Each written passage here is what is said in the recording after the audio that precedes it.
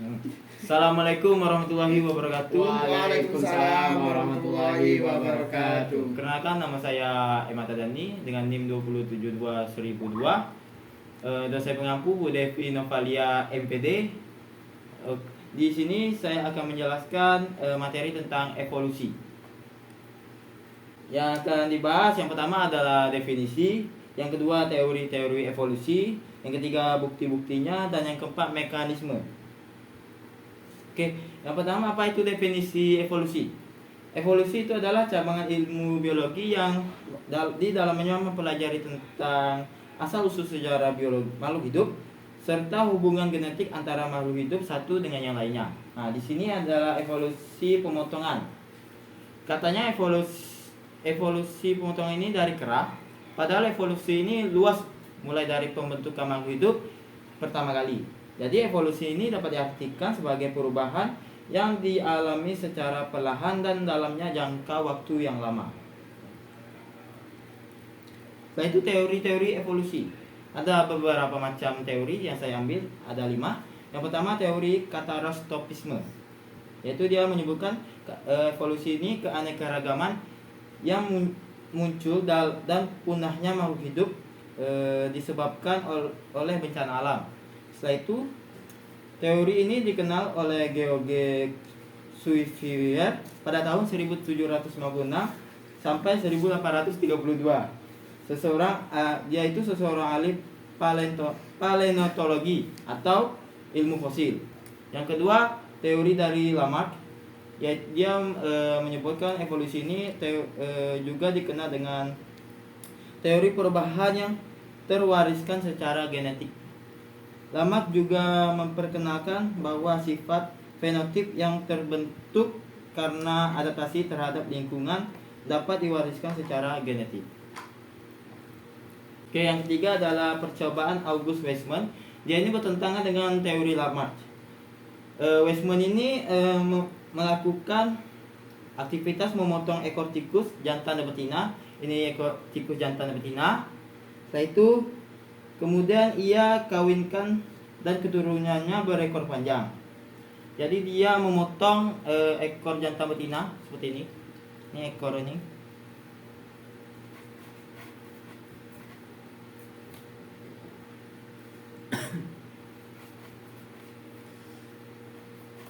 Nah, menjadi pendek.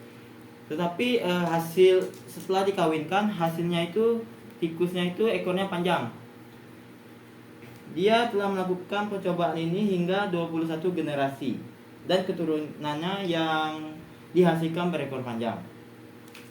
Jadi Weismann ini menanggapi evolusi adalah masalah pewarisan gen-gen melalui sel kelamin, atau evolusi adalah gejala seleksi alam terhadap faktor-faktor genetik. Yang keempat, teori Darwin. Darwin ini adalah bapak evolusi. Dia telah melakukan banyak percobaan tentang evolusi ini. Darwin ini menyatakan bahwa evolusi disebabkan oleh proses seleksi alam. Karena itu teori evolusi Darwin disebut dengan teori seleksi alam. Setelah itu, teori Darwin disusun atas dasar faktor-faktor yang diamati pada pengembaranya berkeliling dunia dengan kapal Beagle di Kepulauan Galapagos dan juga beberapa tempat lain di Amerika Selatan. Selanjutnya prinsip-prinsip dalam teori Darwin. Yang pertama, makhluk hidup bervariasi. Yang kedua, spesies yang berkembang sekarang adalah berasal dari spesies-spesies yang hidup pada masa lampau. Oke, selanjutnya materi yang ketiga, bukti-bukti evolusi. Yang pertama adalah fosil. Selama bertahun-tahun para paleontolog telah menemukan fosil-fosil makhluk hidup yang telah punah. Contohnya fosil hewan dari generasi ke generasi terlengkap yang punah ditemukan adalah fosil kuda.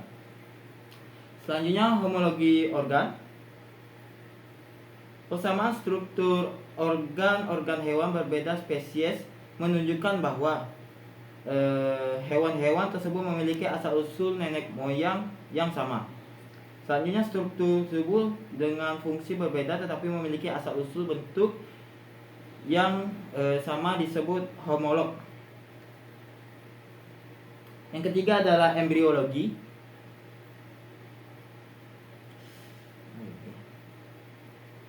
Embriologi ini petunjuk evolusi juga dapat terlihat dari perkembangan beberapa organisme pada masa embrio.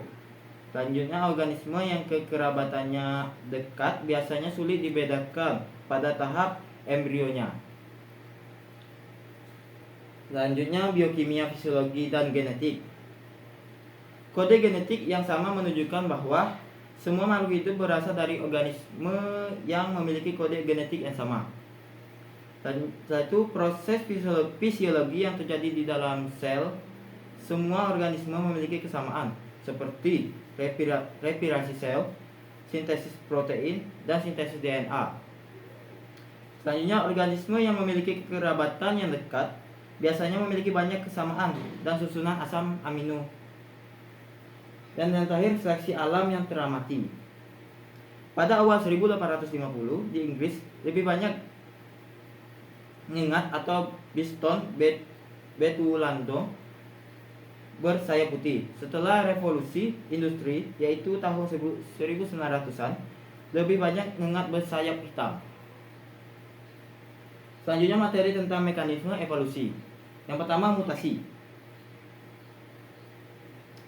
Mutasi merupakan perubahan susunan DNA sel genom yang disebabkan oleh mutagen dan dapat menyebabkan perubahan yang menurun pada generasi penerusnya.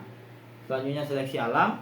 Seleksi alam merupakan proses di mana mutasi genetik yang meningkatkan keberlangsungan dan reproduksi suatu organisme menjadi lebih umum dan tetap dari generasi ke generasi pada suatu populasi. Selanjutnya, migrasi. Migrasi adalah perpindahan spesies dari suatu tempat ke tempat lainnya. Migrasi akan membuat spesies beradaptasi dengan lingkungan yang baru. Hal ini menyebabkan kemunculan generasi-generasi spesies yang berbeda dengan nenek moyang asal-usul spesies tersebut.